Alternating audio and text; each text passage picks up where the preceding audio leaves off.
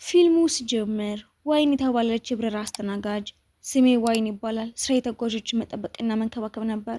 ግን ዛሬ የሚያደርጉ ተጓዦቹን ራሳቸውን መጥፍ የመታዋቸው እኔ እኮ የበረራ አስተናጋጅ መሆን ፈልጌ አልነበረም ተገድጄ ነው የሆንኩት እያለች ራሷን ትወቅሳለች። ግትር ተጫዋችና ደፋር ልጅ ነች።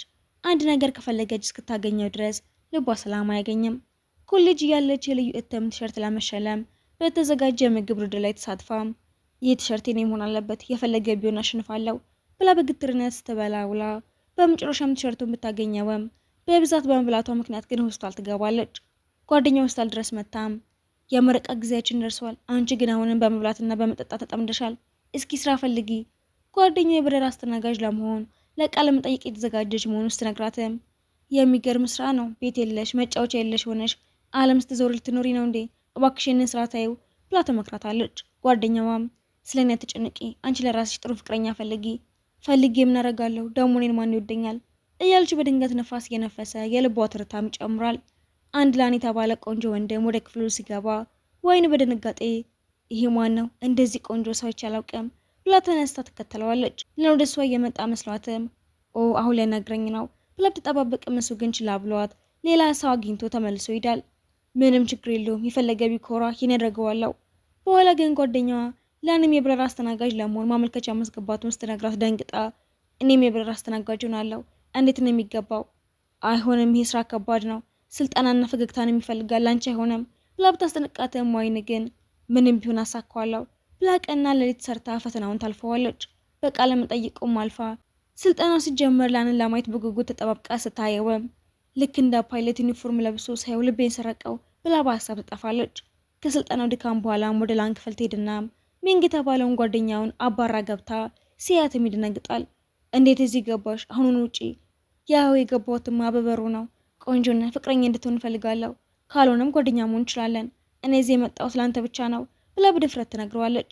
በዚህም ዓለም ተቆጣጣሪዋ ስትመጣም ላን ሁኔታውን ለመቀየር ሄድፎን ልትወስድ ነበር የመጣችው ብሎ ቢዋሽም ዋይን በቀጥታ መጠየቁ እንዳልሰራላት ስትረዳ ከጓደኛዋ ጋር ኢንተርኔት ላይ ሰርች አድርገው ስሜቴን በቀጥታ ከመናገር ይልቅ ፍንጭ ልስጣውና እሱ ራሱ የፍቅር ጥያቄ እንዳቀርብ ላድርገው ብላ ትወስናለች።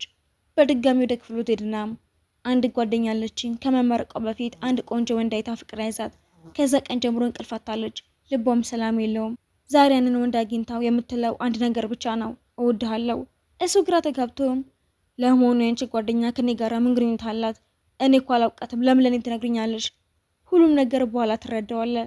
እኔ ስለ ፍቅር ምንም የማውቀው ነገር የለኝም፣ ስለዚህ ምንም ልልሽ አልችልም ብሎ ቁርጧን ሲነግራትም ይህ ልጅ መቼ ነው የሚገባው ብላ ብትበሳጭም ሌሊቱን ሙሉ ክፍሉ ስታወራ ዋድራ በመጨረሻ ጓደኛው ሚንግን ጨምሮ ሳይተኙ አድረው ጠዋት ላይ አይኖቻቸው አውጣውና ዝለው ለስልጠናው ሲቀርቡ ተቆጣጣሪዋ ስህተታቸውን አይታ ትቆጣቸዋለች። ሚንግም ለላን ይቺ ልጅ በግልጽ ትወዳለች እኮ ቢሎም ላን ግን እየረበሸችኝ ነው እንጂ ምንም ፍላጎት የለኝም፣ ዛሬውን ያቆሜ ብዬ እነግራታለሁ ብሎ ቢዝትም ዋይ ግን በድጋሚ በር ውስጥ አንኳኳው። ደንግጦ መጋረጃ ጀርባ ይደበቃል። እሷ ግን አግኝታው ለካ ልታስደነግጥ የፈልገህ ነው፣ ና እስኪ ጨረቃ አብረን እንይ፣ በጣም ደስ ይላል ብላ ትወስደዋለች።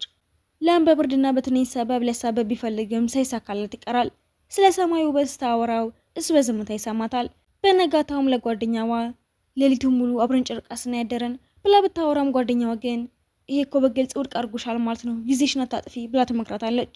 በቀጣዩ በስልጠናው ዝላም ላን ወደ ክፍሏ መጥቶ ሲያንኳኳ ድካማ ሁሉ ጠፍቶ ላንም አንድ ነገር ልጠይቅሽ መጥቼ ነው ስላት እሷ ግን ፍቅረኛ የለኝም ብላ ስትቀድመው ስለሱ አይደለም ዛሬ ተጓዦችን ያሽበትን ዘዴ እንድታስተምሩኝ ነው የፈለግኩት ስላት ትንሽ ብታዝንም እሺ ግን አብረኸኝ ምግብ መብላት አለብህ የሚል ቅድመ ሁኔታ አስታቀር ተስማምተው ሄዱና ቦታው ስላልተመቸው ሁል ጊዜ ትመጫለሽ፣ አይ የመጀመሪያ ነው ብላ ብትወሸው ማስተናጋጁ መቶ ግን ሁሌም የምትወጂውን ብሎ ሰጣት። ለአንግራ ተጋብቶ ወደ መታጠቢያ ቤት ይሄዳል። ሌላ ጓደኛዋ መቶም ይሄ ፍቅረኛሽ ነው ብሎ ስጠይቃት ተናዳ ታባረዋለች። ሁለቱም ተመልሰው ሲሄዱም ተቆጣጣሪዋ እጅ ከፍንጅ ትይዛቸዋለች።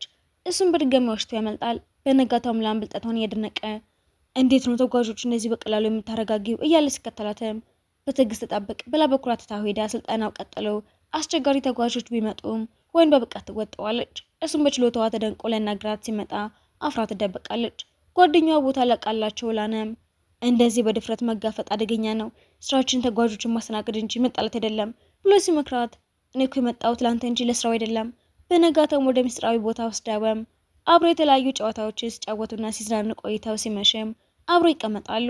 ዛሬ በጣም ደስተኛ ነኝ፣ ጊዜያችንን ወድጄዋለሁ። ለምንድነው የበረራ አስተናጋጅ መሆን የፈለግሽው? ፈገግ ብላም መጀመሪያ አንተ ንገረኝና ከዛ እኔ እነግርሃለሁ። መጀመሪያ የበረራ አስተናጋጅ የመሆን ፍላጎት አልነበረኝም። አሁን ግን ስራውን ወድጄዋለሁ። እኔ ከገጠር ነው የመጣሁት። ይህ ስራ ደግሞ ቋሚና አስተማማኝ ስለሆነ ቤተሰቦቼን ለመርዳት መርጬዋለሁ። ዋው በጣም ደስ ይላል። ቤተሰቦች በጣም ይወዱሃል። እኔ ግን ከተወለድኩኝ ጀምሮ ቤተሰቦቼ ገንዘብ ለማግኘት ሲሉ በንግድ ስራ ተጠምደው ውጭ ሀገር ነው የሚኖሩት። ለእኔ የሚሆን ጊዜ የላቸውም። ግን እሱን እንተውና እስኪ ንገረኝ፣ እስካሁን ስንት ፍቅረኛ ነበረ? በፍቅር ወድቀህ ታውቃለህ? በድንገት በጠየቀችው ጥያቄ ደንቅጦ ለምንድን ነው ይሄንን የምጠይቅኝ?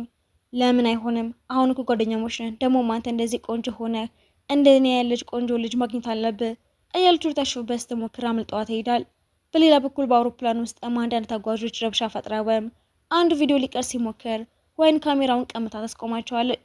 እሱም ባደረገችው ነገር ሳልተስማማ ሊመክራት ቢሞክረም ቀደም ብዬ ነግሬሃለሁ፣ እኔ እውነተኛ የበረራ አስተናጋጅ የመሆን ፍላጎት የለኝም። ታዲያ እዚህ ለምን መጣሽ? እዚህ የመጣሁት ለአንተ ብቻ ነው ስትል ተናዶም ለብዙ ሰዎች የህልም ስራቸው ነው፣ አንቺ ግን በቁም ነገር አልወሰድሽውም።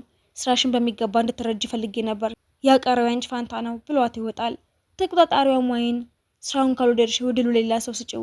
እሷም ጥፋተኝነት ተሰማትና ምናልባት ሁሉም ትክክል ናቸው፣ እድሉን በከንቱ እያባከንኩት ነው ብላ በማዘን ራሷን ለመለወጥ ወስና በነጋታው ተቆጣጣሪዋ ጥያቄ ስጠይቅም በትክክል በመመለስ ለነንም ታስገርመዋለች።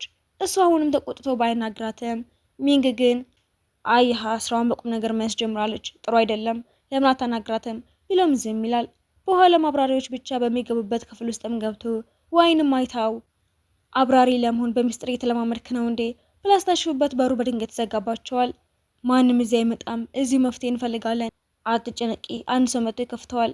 ያን የተቆጣኝ ቁጣ ስህተቴን እንዳውቅ አድርጎኛል፣ ከእንግዲህ ስራዬን በቁም ነገር ይዛለሁ ስትለው ላን ፈገግ ይላል። በሩ በመዘጋቱም ከሱ ጋር ለሞዴሊንግ የፎቶ ፕሮግራም ስለነበራት ይዘገያል።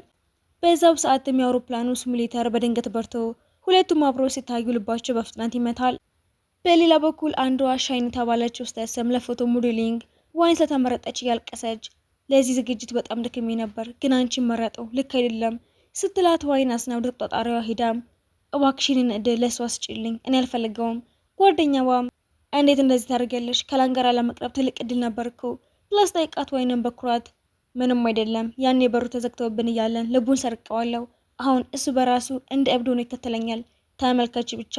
እሱም በእሷ ድርጊቶች ልቡ ተረብሾና ግራ ተጋብቶ መረጋጋት ያቅተዋል። የፎቶ ቀረጻውን ከእሱ ጋር ለማድረግ ፈቃደኛ ያልሆነችበት ምክንያትም ግራ ጋብቶ ያስጠራታል። ለምንድን ነው ከኔ ጋራ ፎቶ መነሳት ያልፈለግሽው? ምክንያቱ ምንድን ነው? ሻይን ከኔ በላይ ይገባታል፣ ለዛኔ ራኩት። አሁን አላማዬ ጠንክሬ መስራትና ጎበዝ የበረራ አስተናጋጅ መሆን ነው። በጣም ቸኩያለሁ፣ ቻው ቻው ብሎ ልትሄድ ስትልም ቆይ ብሎ ሲያስቆማትም ምን ሆነ ነው ብላ ስታሹበት ሰማዩን እያሳያት ተመልከቺ፣ ሰማዩ እንዴት ጥርት ያለ ነው፣ ጨረቃዋን በጣም ታምራለች አይደል? እሷን ፈገግ ብላ አዎ ጨረቃዋ አንተን የጠበቀች ነው፣ ሂድና ከላይ ሆነ አግኛት ብላው ጥላው ትሄዳለች። እሱም ተኝቶ ስለ እሷ እያሰበ ሳያስበው በፍቅሯ ይያዛል። እሷን በበኩሏ የልብ ቀዶ ጥገና ሰርችለታለሁ፣ ዛሬ ሌሊቱን ሙሉ ሴተኛ ሲያስብ ይውላል። በዚህ ማለም የቤቷ ደወል ሲደወል ዋይን ላን የመጣ መስሏት ጸጉሯን እያስተካከለች እንዴት ፈጠነ ላን መሆን አለበት ብላ በሩን ስትከፍት ሻይን ነበረች። ያንቺን አዝኔት አልፈልግም፣ ፎቶን ራስሽ መነሳት ነበረብሽ ብትላትም ዋይን ግን አይደለም አንቺ ይገባሻል ብዬ ስላመንኩ ነው ብላ ተረጋጋታለች። ሻይን በሰራችው ተንኮል ተጸጽታም ያኔ በሩን የዘጋውብሽ እንዳትደርሽ ብዬ ነበር፣ በጣም ጥሩ አድርገሻል፣ እኔ እኮ በዛ ምክንያት ብዙ ጥቅም አግኝቻለሁ ብላ ትስቃለች። በሌላ በኩል ላን ተጋብተውበት ሚንግን ፍቅር ይዞ ያውቃል? አንድ ጓደኛዬ ፍቅር ይዞት ነበር የምጠይቅህ፣ ጓደኛ ሳይሆን ራስህ ነህ፣ ዋይን ወደሃታል አይደለም ብሎ ሲያፈጥጠበም አይደለም እኔ ጤነኛ ነኝ፣ ሌሊት እንቅልፋተህ ስለ ሰው የምታስብ ከሆነና ስራ ላይ ማተኮር ካቃተህ ይሄ ፍቅር ይባላል። አዎ ጓደኛዬ ልክ እንደዚህ አይነት ምልክቶች ይታዩበታል፣ ምን ማድረግ አለበት ብሎ አምኖ ስለ ዋይን የበለጠ ለማወቅ ወደ ጓደኞቿም ይሄዳል። ስለ ዋይን ምን ታውቂያለሽ ብሎ ሲጠይቃትም ጓደኛዋ አንድ ነገር ከወደደች እስክታገኘው ድረስ የማትሄድበት ርቀት የለም፣ ነገር ግን ካገኘችው በኋላ በሚቀጥለው ቀን የቆሻሻ መጣያ ውስጥ ልትጠላው ወይም ሌላ ቦታ ልታስተላልፈው ትችላለች ስትለው በጣም ደንግጠው ይህች ልጅ እኔንም እንደዛው በቆሻሻ መጣያ ውስጥ እናትጠለኝ ብሎ ይጨነቃል። ስለ ዋይን የምግብ ፍላጎት የትርፍ ጊዜ ማሳለፊያና የምትወደው ነገር ሁሉ ያጣራል። ነገሩ ተቀይሮ በፊት ላንን ትከተል እንዳልነበረ አሁን ደግሞ እሱ ይከተላታል። በሳምንቱ መጨረሻም ድግስ ላይ ትኩረት ሳሰጠው ቀርታ ትንሽ ተበሳጭቶ ይሆናል፣ ይረፍበት፣ እኛ ግን በድግሱ ንዝናና ብላ እሱም እንድታስተውለውና እንድታናግረው በቅርብ ርቀት ሆኖ ቢጠብቃትም ምንም ትኩረት ሳትሰጠው ትቀራለች። በመጨረሻም በንዴት እያረረ እዛው እንቅልፍ ይወስደዋል።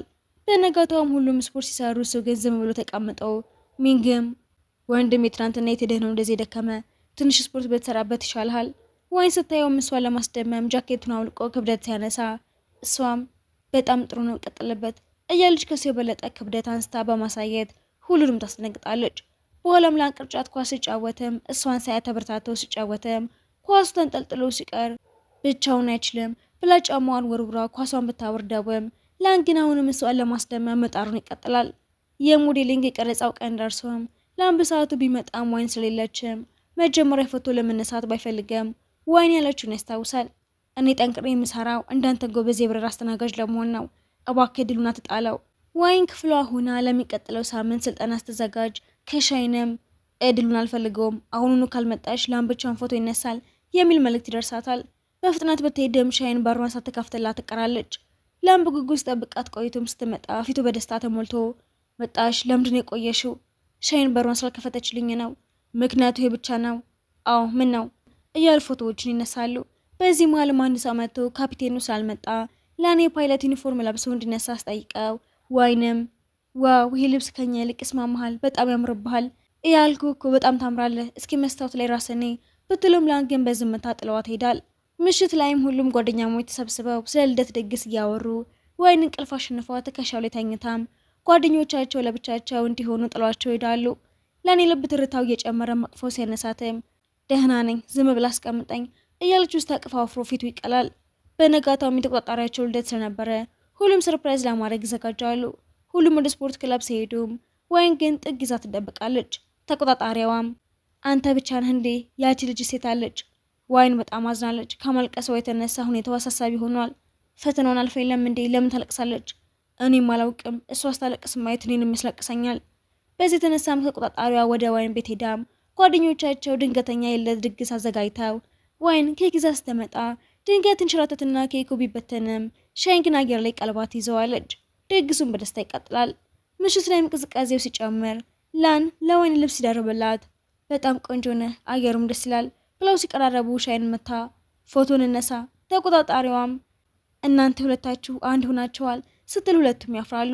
ከዛ በኋላ ግን ድርጅቱ ከአንድ ቡድን 4 ሰው ብቻ እንደሚቀጥርና አንድ መሰናበት እንዳለበት እንዳሳወቀ ይሰማሉ። ዋይን ለጓደኞቿ ስትልም እኔ የበረራ አስተናጋጅ መሆን አልፈልግም፣ ስራውን ትችዋለሁ ብላ ስትወስላን የማይረባ ነገር አታውሪ፣ ገና ምንም አልተወሰነም፣ ለምን ትጨነቃለህ? እኔ እኮ ደስተኛ ነኝ ብላ ጥላው ትሄዳለች።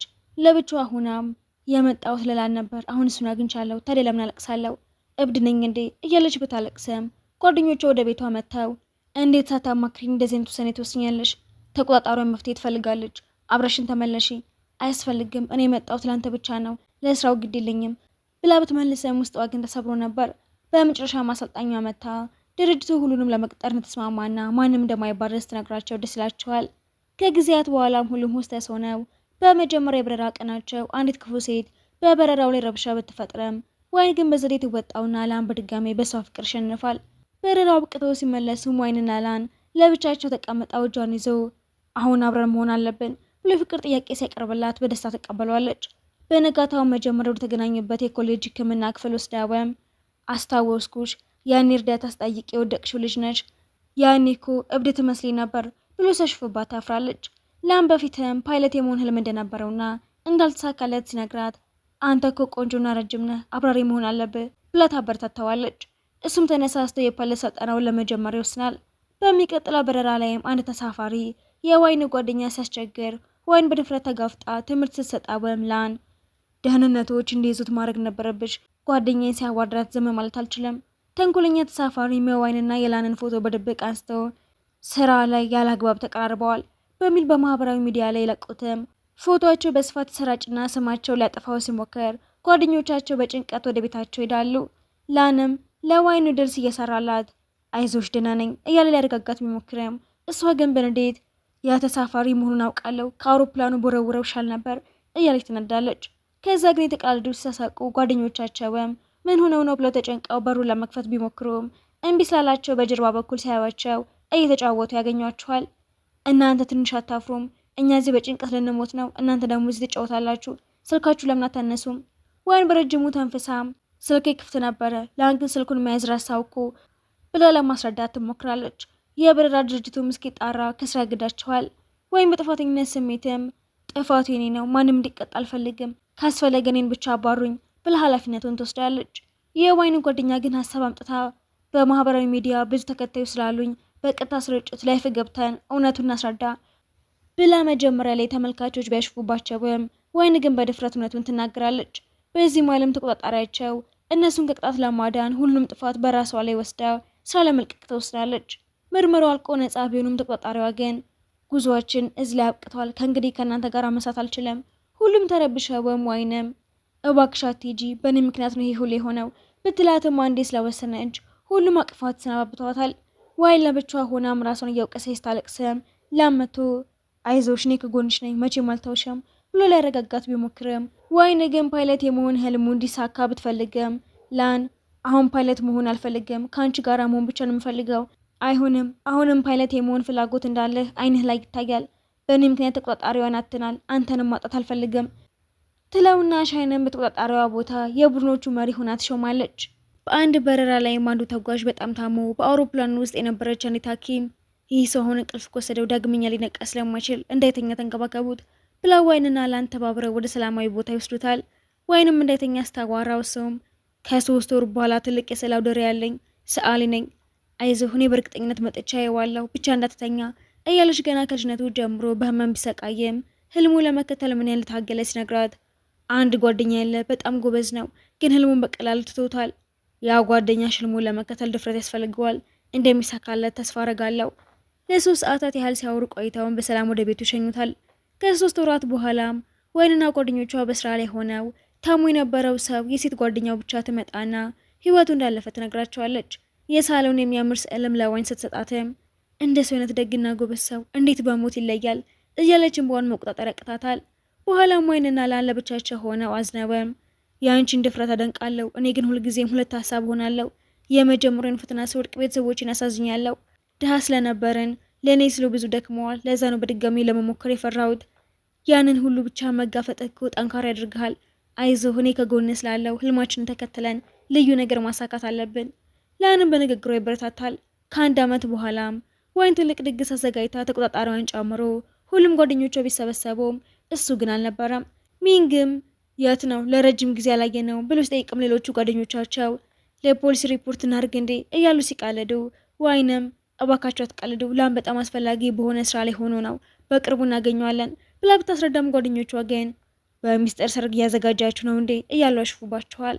በነጋታውን በካፒቴኖች ስብሰባ ላይ አዲስ ሰልጣኝ ፓይለት እንደሚቀላቀላቸው ተናግሮ የፓይለት ዩኒፎርም ለብሰው የገባው ላን መሆኑን ሳዩ ሁሉም በደስታ ይጮኻሉ። ላን በመጨረሻም ህልሙን አሳክቶ አብራሪ ይሆናል። ዋይንም የላንን ስኬት ስታይ ከሁሉም በላይ ደስተኛ ሆና ላን አብራሪው፣ እሷ ደግሞ የበረራ አስተናጋጅ ሆነው በፍቅር ሲኖሩ ፊልሙ ይጠናቀቃል።